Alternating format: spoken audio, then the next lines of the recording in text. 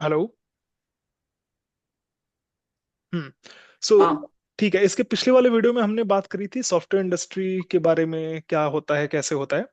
आज के वीडियो में हम बेसिकली ये बात करेंगे कि क्या क्या इंटरव्यू में क्या क्या कितने कितने राउंड्स होते हैं और क्या क्या एक्सपेक्टेशंस होते हैं फ्रेशर्स के लिए। ठीक है। तो अगर मैं सॉफ्टवेयर इंडस्ट्री में अगर सारी कंपनीज को मैं कैटेगराइज करूं, तो देखो, मेजरली मैं दो पार्ट्स में डिवाइड कर सकता हूँ। एक आपका सर्विस बेस्ड कंपनी, सेकंड आपका प्रोडक्ट बेस्ड कंपनी। ठीक है। सर्विस बेस्ड कंपनी आपकी वो कंपनीज होती हैं जो किसी दूसरे हाँ। कंपनी के लिए काम करती हैं। ठीक है, जैसे आपका टीसीएस हो गया, इन्फोसिस हो गया, विप्रो हो गया। ये क्या करती हैं मार्केट में बहुत सारे, जैसे फॉर एग्जांपल मैं कस्टमर हूं, अगर मुझे कोई वेबसाइट बनानी है अपने बिजनेस के लिए, तो मैं टीसीएस के पास जाके बोलूंगा कि भाई मुझे एक वेबसाइट बनानी है। तो टीसीएस मेरे बिहाफ पे, मेरे प्रोजेक्ट पे काम कर सकती है। इसीलिए इसको बोलते हैं सर्विस बेस्ड कंपनी। ठीक है। इसके अलावा कुछ कंपनीज होती हैं जिसको हम बोलते हैं प्रोडक्ट बेस्ड कंपनी, जो बोलती है कि नहीं यार, मेरा खुद का प्रोडक्ट है, मैं अपने ही प्रोडक्ट पे काम करूंगी। जैसे पेटीएम हो गया, मिंत्रा हो गया, वॉलमार्ट हो गया। तो इनका खुद का प्रोडक्ट है, वो उसी पे काम करते हैं, किसी दूसरे के लिए काम नहीं करते हैं। ठीक है। तो उसकी बेसिस पे दो कैटेगरीज में हम डिवाइड करते हैं, सर्विस बेस्ड, प्रोडक्ट बेस्ड। अभी मैं स्टार्टअप वगैरह को थोड़ा साइड में रखता हूँ। ठीक है। तो डेफिनेटली जो आपके इंटरव्यूज होंगे वो सर्विस बेस्ड के इंटरव्यू अलग होते हैं, अलग एक्सपेक्टेशन होता है। सिमिलरली प्रोडक्ट बेस्ड में जो इंटरव्यूज होते हैं उसके एक्सपेक्टेशन अलग होते हैं। तो मैंने यहाँ पे थोड़ा कवर अप करने की कोशिश करी है कि सर्विस बेस्ड कंपनीज में कितने राउंड्स होते हैं, सिमिलरली प्रोडक्ट बेस्ड कंपनीज में कितने राउंड्स होते हैं। और इसका हम एक थोड़ा सा जनरल तरीके से वो भी करने का ट्राई करेंगे कि अगर हम जनरल तरीके से बात करें तो कितने राउंड्स होते हैं और हर एक राउंड्स के क्या क्या एक्सपेक्टेशन होते हैं। ठीक है। तो जो मेजरली हमने देखा है कि सर्विस बेस्ड कंपनी जैसे आपके टीसीएस, इन्फोसिस, विप्रो हो गई, उसमें 3 से 4 राउंड ले लेते हैं। और जो पहला राउंड लेते हैं जिसको हम बोलते हैं ऑनलाइन टेस्ट या ऑनलाइन असेसमेंट, उसमें वो लोग काफी, मतलब different different company different different तरीके फॉलो करती हैं। कोई कंपनी बोलती है कि यार मैं एप्टीट्यूड या बेसिक कोडिंग के क्वेश्चंस ले लूंगी। कोई कंपनी बोलती है कि यार मैं छोटे मोटे प्रोग्राम डीएसए वगैरह के क्वेश्चन सॉल्व करा लूंगी। और उसके बेसिस पे, जैसे अगर मान लो 1000 स्टूडेंट ने अगर अप्लाई किया है किसी पर्टिकुलर राउंड के लिए, किसी पर्टिकुलर पोजीशन के लिए, तो 1000 में यहाँ से ज्यादातर लोगों को फिल्टर आउट कर देते हैं ऑनलाइन टेस्ट में ही, ताकि कम से कम लोगों का टेक्निकल या कोडिंग वगैरह जो भी इंटरव्यू लेना है वो उसमें काफी लोग फिल्टर आउट हो जाए पहले ही राउंड से। ठीक है। तो ऑनलाइन टेस्ट समझ में आया क्या, क्या होता है? हाँ। हाँ। ठीक है। तो जो सर्विस बेस्ड कंपनी होती है उसमें ऑनलाइन टेस्ट भी आपके कई तरीके के हो सकते हैं। एक हो सकता है ठीक है एप्टीट्यूड लेंगे या बेसिक कोडिंग क्वेश्चंस पूछ सकते हैं। दूसरा बोलते हैं कि नहीं यार, हम जो है एक छोटे मोटे क्वेश्चंस पूछ लिया, कि फॉर एग्जांपल सॉर्टिंग, एग्जांपल दे रहा हूं मैं, ठीक है, छोटे मोटे सॉर्टिंग के क्वेश्चंस या एरे बेस्ड कुछ क्वेश्चंस पूछ लिया। तो ये सर्विस बेस्ड ऐसे कुछ फॉलो करती है। उसके बाद 1 से 2 राउंड आपके टेक्निकल क्वेश्चन, टेक्निकल राउंड्स होते हैं, जिसको हम बोलते हैं कि हो सकता है अ, कोई जावा पे या कोई लैंग्वेज बेसिस पे हो सकता है। एक राउंड हो सकता है, दूसरा राउंड हो सकता है कि नहीं यार कोडिंग पे डीएसए के कुछ क्वेश्चंस पूछ सकते हैं। बट सर्विस बेस्ड कंपनीज में ज्यादातर जो डीएसए के क्वेश्चंस पूछते हैं वो थोड़े सिंपल ही पूछता है। ठीक है। और थर्ड राउंड हम बोल सकते हैं एचआर या मैनेजर टाइप का राउंड। एचआर में पता ही है एक्सपेक्टेशन कुछ नहीं होता। एचआर में बेसिकली आपको ये देखते हैं कि जो कैंडिडेट है उसका एटीट्यूड कैसा है, कैंडिडेट रुकेगा कि नहीं रुकेगा। ऐसा तो नहीं कि ज्वाइन करने के 1 साल के अंदर ही अंदर वो कंपनी चेंज कर देगा। तो कुछ इस टाइप की चीजें यहाँ पे वो एक्सपेक्ट करता है कैंडिडेट से, उस टाइप के तुमको क्वेश्चंस पूछेंगे। हम इस पे बात करेंगे बाद में। और मैनेजर वगैरह बस ये जानना चाहता है कि ये जो बंदा है उसका क्या गोल है फ्यूचर में, और उसके अलावा जो है जो जो तुमने काम किया है कितना डीप में जाके काम किए हो, रिस्पॉन्सिबिलिटी लेते हो कि नहीं लेते हो। तो ये मैनेजरियल राउंड वगैरह में होता है। मैं अभी थोड़ा और अच्छे से एक्सप्लेन करूंगा। तो ये सर्विस बेस्ड कंपनीज का 3 से 4 राउंड हो गया। सिमिलरली प्रोडक्ट बेस्ड कंपनी में अगेन हमने दो पार्ट्स में डिवाइड किया, टायर 1, टायर 2। टायर 1 मतलब वो कंपनीज होती हैं जो काफी अच्छा पे करती हैं। ठीक है। टायर 2 मतलब वो प्रोडक्ट बेस्ड कंपनी जो थोड़ा बहुत, ये नहीं है कि ऐसा नहीं है कि ये अच्छा नहीं पे करती है, ये भी ठीक ठाक पे करती है, बट कंपेरेटिवली थोड़ा कम पे करती हैं। तो डेफिनेटली उनके जो इंटरव्यू राउंड्स होते हैं उसमें भी कहीं ना कहीं आपको 19 20 का अंतर दिखेगा। ठीक है। मतलब टायर 1 में ज्यादा एक्सपेक्टेशन होगी कंपेरेटिवली टायर 2 से। समझ में आया क्या? हाँ। हम्म। तो अगर मैं कैटेगराइज करूं कि टायर 2 या टायर प्रोडक्ट बेस्ड कंपनीज में, मेजरली हमने देखा है 4 to 6 राउंड्स पूछ लेते हैं। अभी 4 to 6 राउंड जो मैं बोल रहा हूँ ना, including online assessment test plus HR और जो मैनेजरियल राउंड होता है उसको इंक्लूड करके। तो अगर देखो, ज्यादातर लोग क्या करते हैं, इसको इंक्लूड भी नहीं करते, क्या ठीक है ये तो ऑनलाइन टेस्ट देना था घर से, या एचआर और हायरिंग मैनेजर जो राउंड होता है वो तो नॉर्मल होता है, मेन तो यही होता है आपका टेक्निकल। तो अगर इसको हम कंसिडर करें तो 2 से 3 टेक्निकल राउंड्स होते हैं, और इसमें आपके 1 से 2 टेक्निकल राउंड होते हैं सर्विस बेस्ड कंपनी में। बट डेफिनेटली जो लेवल होगा सर्विस बेस्ड कंपनी का वो काफी लो होगा compare to product based company का। ठीक है, और एक्सपेक्टेशन भी आपके डिफरेंट डिफरेंट होती हैं। तो ये तो था आपका, थोड़ा मैंने ऐसे मतलब बेसिकली सेग्रीगेट करने की कोशिश करी है। अब मैं इसको थोड़ा जनरलाइज करता हूँ कि ठीक है, मतलब अगर मैं बोलूँ कि सर्विस बेस्ड कंपनी हो या प्रोडक्ट बेस्ड कंपनी हो, कितने राउंड्स होते हैं राइट जनरली। तो देखो, ज्यादातर चांसेस होते हैं कि एक राउंड आपकी जो कंपनी होगी ना वो ऑनलाइन असेसमेंट टेस्ट ले लेती है। अब ये online assessment test service based company भी लेती है, प्रोडक्ट बेस्ड कंपनी भी लेती है। बट वो डिपेंड करता है कि अगर प्रोडक्ट बेस्ड कंपनी लेगी तो हो सकता है कि वो आपके डीएसए वगैरह के क्वेश्चंस थोड़े अच्छे लेवल के पूछ लें। सर्विस बेस्ड कंपनी अगर आपका ऑनलाइन असेसमेंट टेस्ट लेगी तो हो सकता है एप्टीट्यूड के कुछ क्वेश्चंस पूछ लें, या थोड़े बहुत बेसिक सीएस फंडामेंटल्स से क्वेश्चंस पूछ लें। ठीक है, बट एक ऑनलाइन असेसमेंट ज्यादातर कंपनी सोचती है कि हम ले ही लेते हैं। रीजन बीइंग क्योंकि बहुत सारे लोगों ने मतलब एक ही पोजीशन के लिए अप्लाई किया होता है राइट। तो किसको इंटरव्यू के लिए शेड्यूल करना है, क्योंकि अननेसेसरी टाइम भी उनको वेस्ट नहीं करना होता है इंटरव्यूअर का और कैंडिडेट का। तो ये एक फिल्ट्रेशन होता है, मतलब ज्यादातर लोग यहीं से फिल्टर फिल्टर कर दिए जाते हैं ऑनलाइन असेसमेंट से। ठीक है, ऑनलाइन असेसमेंट के बाद में जो दूसरा राउंड होता है जिसको हम लोग बोलते हैं टेक्निकल राउंड, या बोल सकते हैं कोडिंग या डीएसए, जो भी बोल लो, कोडिंग प्लस डीएसए। तो ये आपका डिपेंड करता है, कोई कोई कंपनीज जो है 2 से 3 राउंड लेती हैं यहाँ पे, 2 से 3 राउंड। ठीक है, जैसे अब बात करो सर्विस बेस्ड कंपनी में, तो यहाँ पे आप देखोगे ना, तो एक कोडिंग का ले लेगा जिसमें डीएसए के कुछ सिंपल क्वेश्चंस पूछ लेगा। सेकंड अगर हो सकता है ले ले आपका जो है कोई सीएस फंडामेंटल वगैरह से क्वेश्चंस पूछ ले, और थोड़े बहुत सिंपल सिंपल डीएसए के क्वेश्चंस पूछ ले। सो 1 से 2 राउंड यहाँ पे लेते हैं, यहाँ पे सर्विस बेस्ड कंपनी में। सिमिलरली आपके प्रोडक्ट बेस्ड कंपनी में क्या होता है ना, कि वहां पे भी 2 से 3 राउंड ही लेते हैं। हो सकता है दो आपके डीएसए के 2 राउंड आपके डीएसए वाले बेस ले लें, जिसमें आपका अच्छे क्वेश्चंस पूछ ले, अच्छे मतलब लीड कोड का मीडियम लेवल का क्वेश्चन। ठीक है, तो ये आपका टेक्निकल राउंड्स का एक्सपेक्टेशन होता है। फिर उसके बाद जो थर्ड राउंड होता है हम बोल सकते हैं मैनेजेरियल राउंड। ठीक है, अब मैनेजेरियल राउंड में कुछ मैनेजर क्या बोलते हैं कि तुम्हारे प्रोजेक्ट के बारे में थोड़ा सा क्वेश्चंस पूछेंगे कि तुमने क्या किया है, और थोड़ा समझने का ट्राई करेंगे कि बेसिकली ये बंदा जो है वो अपने प्रोजेक्ट पे काम किया है या बस ऐसे ही बस अपने रिज्यूमे पे लिखा है। कुछ क्रॉस क्वेश्चनिंग पूछ सकते हैं कि अगर तुमने अपने प्रोजेक्ट में ये काम किया है तो तुमने ये टेक्नोलॉजी क्यों चूज करी थी, ये डेटाबेस क्यों चूज किया था, मतलब थोड़ा बहुत डीप डाइव बेसिकली वो कर सकते हैं। और अल्टीमेटली उनका गोल ये होता है समझने का कि अगर इस बंदे को हम अगर काम देंगे तो वो रिस्पॉन्सिबिलिटी ले रहा है कि नहीं ले रहा है। तो ये मैनेजरियल राउंड में वो एक्सपेक्ट करता है। ठीक है, और चौथा आपका एचआर जो होता है, जिसमें कुछ नहीं है, बेसिकली वो ये समझने का कोशिश करते हैं कि तुम्हारा बिहेवियर कैसा है, तुम्हारा लॉन्ग टर्म गोल कैसा है। ठीक है, तुम कितने लॉयल हो कंपनी के लिए, मतलब तुम ऐसा तो नहीं कि 1 साल के अंदर अंदर कंपनी छोड़ के चले जाओगे। बट ज्यादातर देखोगे ना एचआर राउंड आपका जो है वो मतलब वहां पे रिजेक्ट नहीं करते हैं ज्यादातर ज्यादातर कंपनीज में। तो मेन जो राउंड होता है ना वो यही होता है। अब अगर हम बात करें ऑनलाइन असेसमेंट में, तो आजकल तो ऑनलाइन असेसमेंट लोग बहुत सारे तरीके तरीके से देते हैं। अ, बहुत सारे लोग थोड़ा बहुत हेल्प भी लेते हैं एआई वगैरह का। अ, वो कैंडिडेट के ऊपर है कैसे ले रहा है, बट ऑनलाइन असेसमेंट आपका मतलब इजी होता है एक तरह से। क्लियर हुआ क्या ये राउंड्स के बारे में? हाँ। कोई क्वेश्चन है इस पर? नहीं नहीं, समझ आ गया। ठीक है, अब चलो ये तो मैंने राउंड्स बता लिए।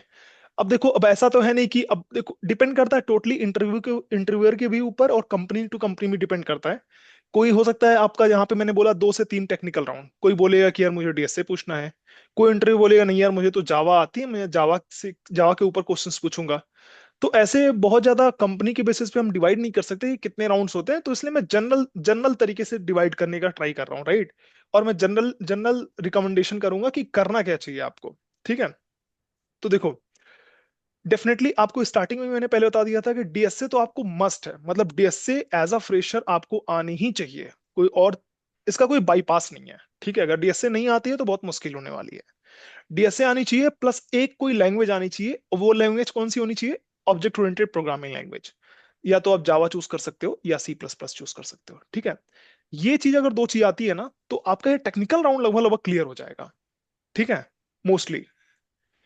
उसके अलावा अब आते हैं कि भाई, कल लास्ट वाले वीडियो में हमने बात करे थे कि बहुत सारे आपकी प्रोफाइल होती हैं। एक आपका फ्रंट एंड इंजीनियर होता है, सेकंड आपका बैक एंड इंजीनियर होता है, सिमिलरली आपका फुल स्टैक इंजीनियर होता है, करेक्ट? फुल स्टैक इंजीनियर होता है। सिमिलरली आपका चौथा जो होता है वो डेटा इंजीनियरिंग होता है, और पांचवा जो होता है वो डेटा साइंटिस्ट होता है, राइट? तो अगर फ्रंट एंड के लिए इंटरव्यू होगा तो क्या एक्सपेक्टेशन होगी, क्या बैक एंड के लिए इंटरव्यू होगा तो क्या एक्सपेक्टेशन होगी? देखो, स्टार्टिंग में फ्रेशर्स के लिए कोई मैटर नहीं करता है, क्योंकि अगर आप फ्रेशर हो, राइट, तो आप क्या क्या टेक स्टैक वगैरह पढ़े हो? मोस्ट ऑफ द लोग नहीं पढ़ते हैं, राइट? तो उस केस में वो बड़ा ही जनरल सा इंटरव्यू लेते हैं। बट आप जो प्रोजेक्ट किए रहते हो ना, उसके बेसिस पे वो डिसाइड कर लेते हैं कि ठीक है, ये इस बंदे को फ्रंट एंड में डाल सकते हैं, बैक एंड में डाल सकते हैं, फुल स्टैक में काम कर लेगा, या डेटा इंजीनियरिंग या डेटा साइंस में काम कर लेगा। जैसे एग्जांपल के साथ बताता हूँ, ठीक है? जितने भी राउंड आपने दिए, राइट, ऑनलाइन असेसमेंट के बाद में जितने भी टेक्निकल राउंड दिए या जितने भी मैनेजरियल राउंड दिए, उसमें कहीं ना कहीं आपसे पूछेगा हर में कि भाई तुम अपना इंट्रोडक्शन दो। इंट्रोडक्शन में फिर ये पूछेगा कि क्या क्या आपने कोई कुछ प्रोजेक्ट पे काम किया है क्या करके। ठीक है, तो जैसे ही आप प्रोजेक्ट बताते हो ना, उसके बेसिस पे वो डिसाइड करता है कि ठीक है, इसको फ्रंट एंड में डाल सकते हैं, बैक एंड में डाल सकते हैं, वगैरह वगैरह। ठीक है, तो वो प्रोजेक्ट वाला जो पोर्शन होता है ना, वो थोड़ा डिसाइडिंग फैक्टर होता है फ्रेशर्स के लिए। ठीक है, बट जैसे ही आपके पास एक्सपीरियंस हो जाता है, तो फिर वो टेक स्टैक में अंदर जाने लगते हैं कि भाई, अगर आप फ्रंट एंड में जाना चाहते हो तो आपको ये आना चाहिए, बैक एंड में जाना चाहते हो तो ये आना चाहिए, डेटा साइंस में जाना चाहते हो तो ये टेक स्टैक आने चाहिए। क्लियर है क्या इतना? हाँ। ठीक है, तो जैसे मैंने बोला कि जो प्रोजेक्ट आपका होता है, राइट, वही आपका डिसाइडिंग फैक्टर होता है कि आपको जो किस वाले प्रोफाइल के लिए आपका जो पोजीशन है वो काफी सूटेबल है।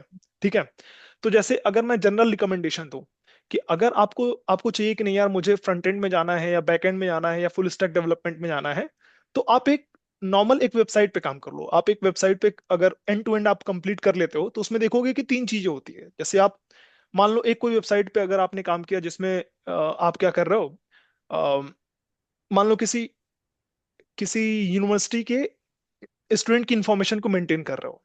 ठीक है, तो आप क्या चाहोगे? आप चाहोगे कि यार एक पोर्टल बनाते हैं, और यूजर की इंफॉर्मेशन मतलब स्टूडेंट की इंफॉर्मेशन लेंगे, उस इंफॉर्मेशन को कहीं ना कहीं रखेंगे डेटाबेस में वगैरह में, और जब जब कोई यूजर आए के पूछेगा कि मुझे इंफॉर्मेशन दिखा दो, आप डेटाबेस से फेच करके उनको दिखा दोगे, राइट? तो ये अगर आपने एंड टू एंड वेबसाइट बना दी ना, तो इसमें आपका front end, back and, full stack दोनों के तीनों के लिए काम हो जाता है। क्योंकि जैसे ही आप एंड टू एंड वेबसाइट बनाओगे, डेफिनेटली आप एक फ्रंट एंड, एक यूआई पेज तो बनाओगे ही बनाओगे। अब यूआई पेज चाहे जैसे भी बनाओ, कई लोग बोलेंगे कि एचटीएमएल सीएसएस का यूज करके बना सकते हैं, एचटीएमएल सीएसएस जावास्क्रिप्ट या बूटस्ट्रैप, जो कि थोड़े पुराने हो गए हैं। कई लोग आजकल रिएक्ट और एंगुलर का भी यूज कर सकते हैं, राइट? तो आप यहाँ पे फ्रंट एंड पे भी काम कर लेते हो, और at the same time data आपने लिया, डेटा आपने स्टोर कराया, तो आपका बैकएंड का भी काम हो गया। तो कहने का मतलब ये है, अगर आप कोई, जो आप प्रोजेक्ट पे आप जो काम कर रहे हो, अगर एंड टू एंड एक वेबसाइट बना दिया है और उसको अगर एक्सप्लेन कर रहे हो, तो वो आपसे पूछेगा कि ठीक है, आप लोगों ने इस वेबसाइट पे काम तो किया है, बट आपका रोल रिस्पॉन्सिबिलिटी क्या था, आपने किस वाले पोजीशन पे काम किया था? अगर तुमको फ्रंट एंड में जाना है, तो तुम बोलोगे ठीक है भाई, मैंने तो यूआई पे काम किया था, मैंने एंगुलर रिएक्ट यूज किया था फ्रंट एंड में। आजकल एंगुलर या रिएक्ट ज्यादातर यूज होता है, मोस्टली रिएक्ट ज्यादातर यूज होता है फ्रंट एंड में। ठीक है, तो मैंने एंगुलर रिएक्ट पे काम किया था या एचटीएमएल सीएसएस पे काम किया था। तो उसके बेसिस पे जो भी आपका डीएसए वगैरह का राउंड जाता है, आपके प्रोजेक्ट के बेसिस पे आपको फ्रंट एंड में जॉब मिल सकती है। ठीक है, अगर उनके पास ओपनिंग होगी तो। ठीक है, सिमिलरली अगर आपको लगता है कि नहीं यार, मुझे बैकएंड में जाना है, तो फिर आप बोलो कि नहीं यार, ये वाला जो आपने प्रोजेक्ट बनाया था, इसमें मेरा रोल बैकएंड साइड में ज्यादा था। बैकएंड साइड में मतलब जो भी डेटा हमने लिया था, उसको प्रोसेस करके डेटाबेस में कैसे रखना है, डेटाबेस से कैसे फेच करके आपको यूजर को मतलब यूआई पे दिखाना है, राइट? तो ये बैकएंड वाला काम हो गया। तो बैकएंड आप जैसे एक्सप्लेन करोगे कि मेरी रिस्पॉन्सिबिलिटी बैकएंड साइड में थी, मतलब कहीं ना कहीं फिर आपको मैनेजर बैकएंड वाले प्रोफाइल पे डालने के लिए वो रेडी हो जाएगा। बात समझना ही क्या? हाँ। ठीक है, अब जैसे बैकएंड वगैरह में स्प्रिंग बूट वगैरह ज्यादातर यूज होता है, बट अल्टीमेटली आपका इंटरेस्ट क्या है?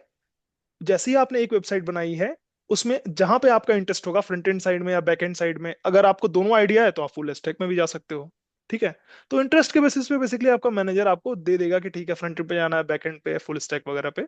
तो ये आपका एक रिकमेंडेशन है उनके लिए जिनको फ्रंट एंड में जाना चाहिए, जाने का मतलब मन है, या बैक एंड में जाने का मन है, या फुल स्टैक में जाने का मन है। ठीक है। अल्टीमेटली आपको अलग से कोई टेक स्टैक वगैरह अगर पढ़ लेते हो, well and good, plus point है। बट अगर नहीं पढ़ते हो ना, तो निगेटिव पॉइंट नहीं है, एटलीस्ट फ्रेशर्स के लिए। जो भी आप अपना प्रोजेक्ट अगर जो कर रहे हो उसको अगर आपने अच्छे से कर लिया, तो दैट शुड बी एनफ। मतलब कई लोग बोलेंगे आपको कि भाई रिएक्ट पढ़ ले, स्प्रिंग बूट पढ़ लो, ये पढ़ लो, वो पढ़ लो। इतना अंदर जाने की जरूरत नहीं है। अगर आपके पास टाइम है, प्लस पॉइंट है, आप जा सकते हो। ठीक है। चलो, तो ये तो आपका था फ्रंट एंड, बैक एंड और फुल स्टैक के लिए। अब बात करते हैं थोड़ा डेटा इंजीनियरिंग वाला प्रोफाइल, जो मैं बताया था ना कि एक ये भी प्रोफाइल होती है डेटा इंजीनियरिंग वाली प्रोफाइल। तो देखो, डेटा इंजीनियरिंग वाली प्रोफाइल पे अगर जाना है तो आप कुछ इस टाइप का प्रोजेक्ट करो जिसमें आप ईटीएल, ईटीएल बोले तो एक्सट्रैक्ट, ट्रांसफॉर्म, लोड। एक्सट्रैक्ट मतलब डेटा को, बहुत सारा डेटा को जो आप एक्सट्रैक्ट करके लेके आते हो, फिर उसको उसके ऊपर कुछ फिल्ट्रेशन वगैरह, कुछ लॉजिक वगैरह रन कराते हो, अपने हिसाब से उसको चेंज करते हो। ट्रांसफॉर्म, ट्रांसफॉर्म का मतलब उसको कन्वर्ट करते हो।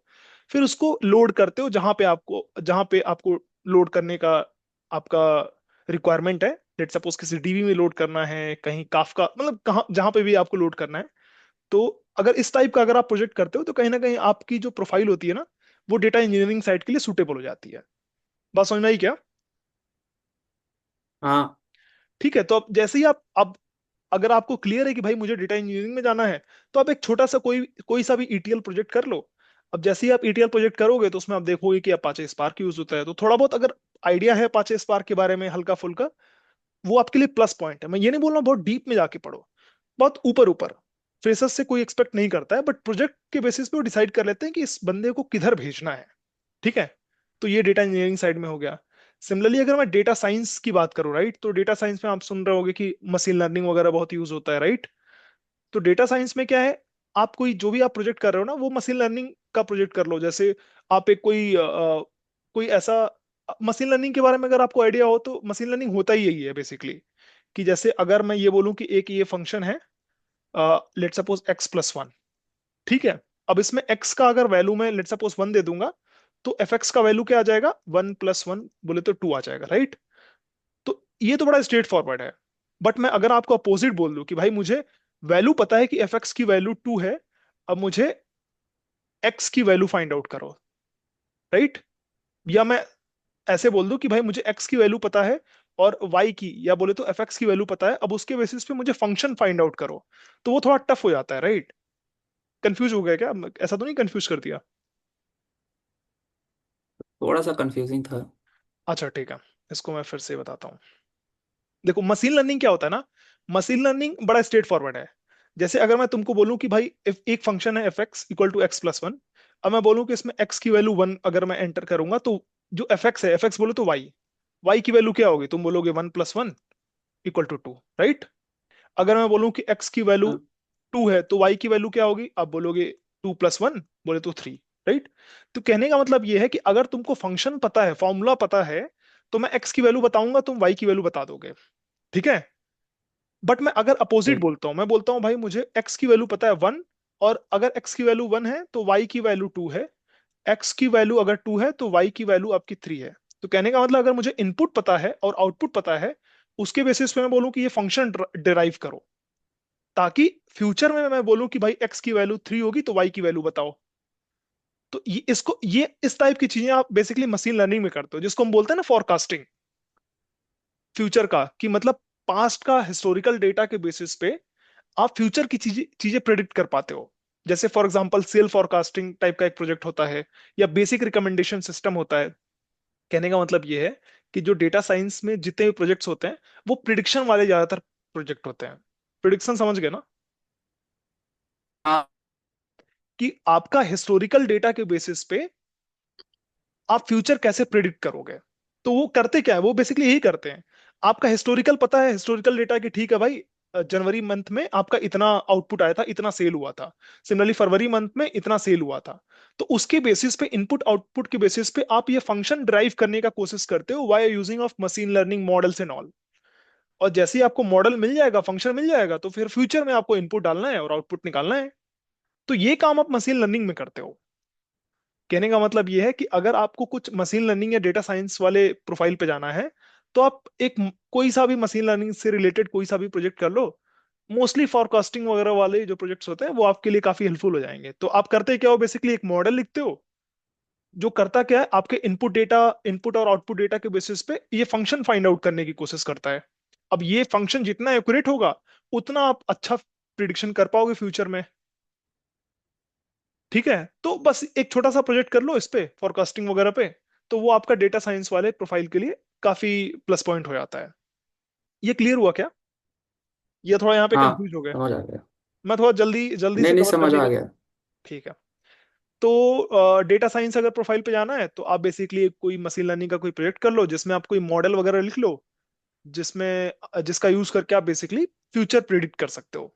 जैसे एग्जांपल के लिए सेल फॉरकास्टिंग हो गई, या बेसिक रिकमेंडेशन सिस्टम हो गया, राइट, इस टाइप की चीजें।